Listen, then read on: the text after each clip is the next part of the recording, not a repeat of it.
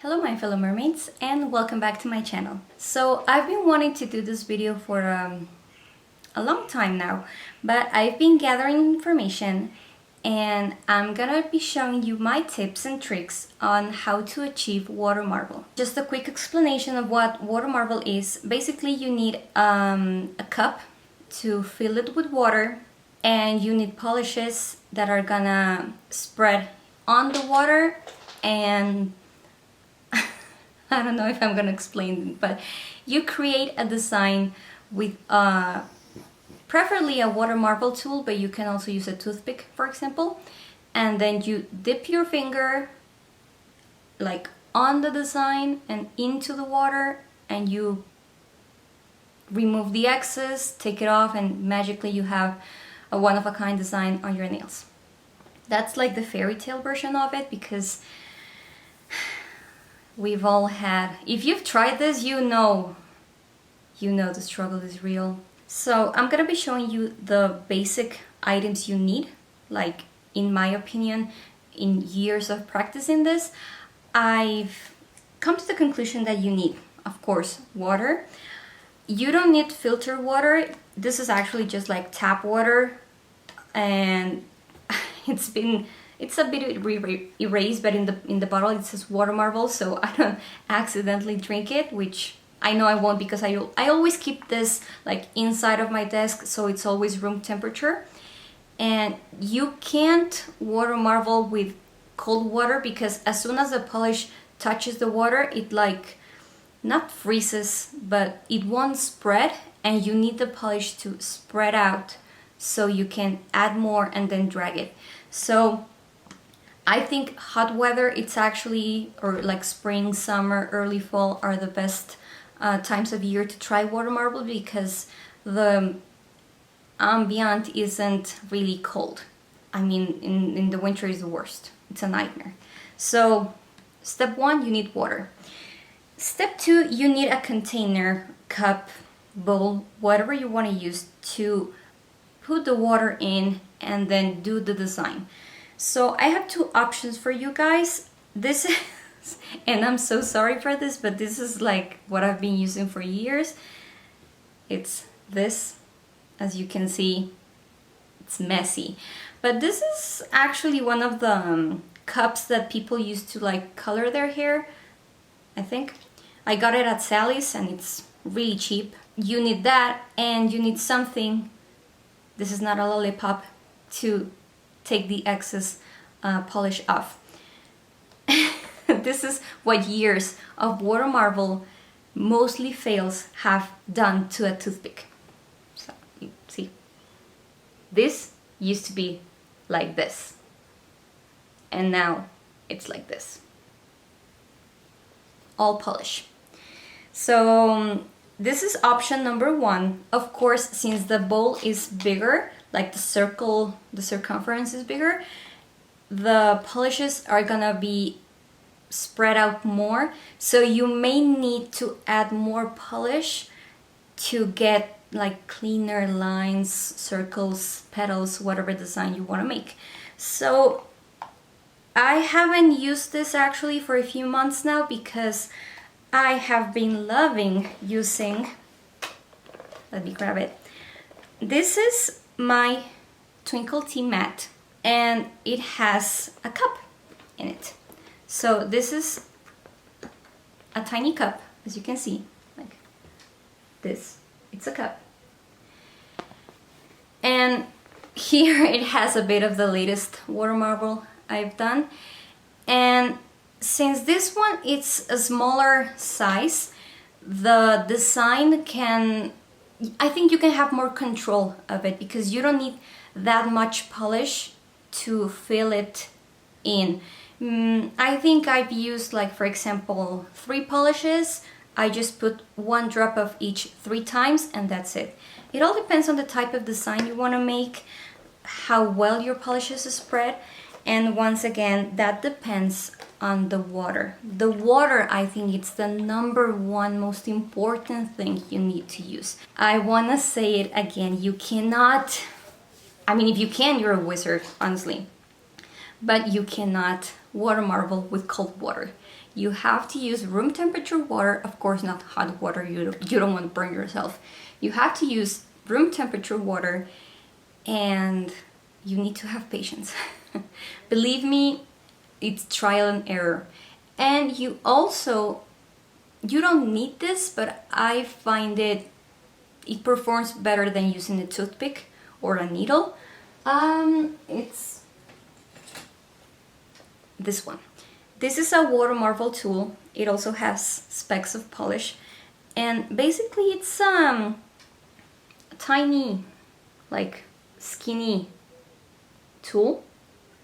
So what you do, as you will see in the video, you use it to drag the polish to the sides of the circle of the container you're using, and then you drag it inside. It all depends on what kind of design you want to use. I'm gonna try and show you a couple of designs because the zigzag method, I think it's the easiest one. There's also one that are like flower petals. There's one that I like to call like squiggly lines because you don't have a pattern per se. Another thing you need to know before you start or even try Watermarble is you need polishes that are gonna spread out easily. So I would say glitters are not good because they're thicker in consistency, so they won't spread as easily. I personally recommend using cream polishes.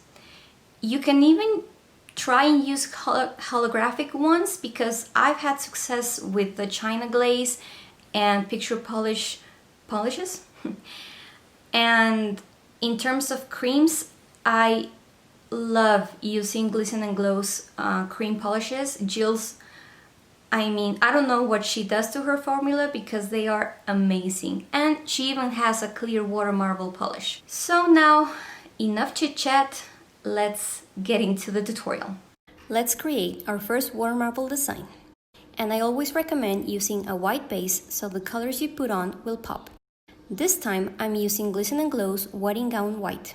And then I'm applying their liquid latex because just like Radiance, Watermarble nails are super messy. I make sure to apply the latex not only around my nail, but also underneath and part of the finger too, so I'm covered as much as possible. For this design, I decided to use Jill's latest spring collection, and you will see how well her polishes work for this technique. The first step is filling the cup you're using with water. And then you're just going to let one drop of each polish fall into the cup. This will make the polishes spread on the water, and as you can see here, the more drops you apply, the more rings you'll create. Once you're happy with the amount of rings you have, then you're going to take your Watermarble tool or whatever you're using to create your design, and the first thing you have to do is anchor the rings. So as you can see here, I'm going from the center to the outside of the rings, so I can then drag the polishes from the outside in. This will allow your design to not get smooshed, and then all you have to do is create the design you want.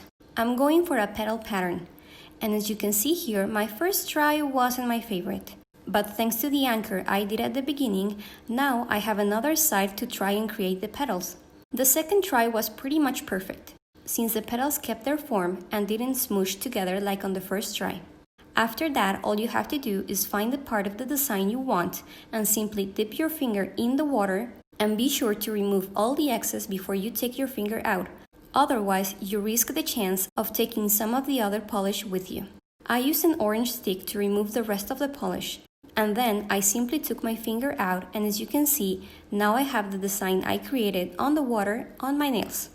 To remove the latex, since I put it under my nails too, I took a pair of small scissors and cut it so it would be easier for me to take the latex off with my tweezers. And since I have a little amount of polish around my nails, I simply take my cleanup brush dipped in acetone and remove it. Finally, I'm using Glisten Glow's glossy top coat to seal in the design. And this is a final look of the petal Watermarble design. Now, this time I'm going to create the zigzag design I mentioned before, and I'm going to be following the same steps as before up to the part of creating the pattern on the water. So, once again, I'm starting with a white base to make the colors pop, and then applying my liquid latex to protect my nails and minimize the cleanup process. For this one, I'm using Cirque Color polishes. since I find those work really good too. And as I said before, I'm doing the same steps as the previous design, so I'm applying a drop of each polish onto the water until I get the amount of rings I want. Now, to create the zigzag design, I'm still anchoring my rings so I can have better control of them. And then, instead of the petals, I simply go from one side to the other of the container and create zigzags. Then I just pick the part of the design I like and dip my finger into the water to transfer the design on my nail. And just like on the last one, I take my orange stick and remove all the excess polish so it doesn't transfer or smear my design. Same process as before for cleaning up. I remove my latex barrier and then take my cleanup brush and remove any excess polish. Finally, I'm also applying my glossy top coat so I can seal in the design, and that will make it last longer. This is the final look of the second water marble design I created. I hope this was helpful. As I said before, I'm no expert whatsoever on water marble, but I've been gathering information and tips and tricks over the last few years, and I wanted to share them with you guys because I know how tricky that technique can be, but I also know how beautiful it looks when it works out. If you have any questions, please don't hesitate to ask in the comments. I will try and answer if I know the answer to. And let me know if you've tried water marble, if you've been successful, if you've failed, because you know what? This takes time and patience and trial and errors, and once in a blue moon you will have a successful one. As always, I will leave my Instagram page and all my other social media handles in the description below. I will also leave a link for the items that I've mentioned before and that are available to purchase, so you can check them out and maybe try them and let me know if they worked out better for you. If you like this video, don't forget to give it a thumbs up and subscribe to my channel so you don't miss out of any of my upcoming videos. And until next time, have a bubbly day!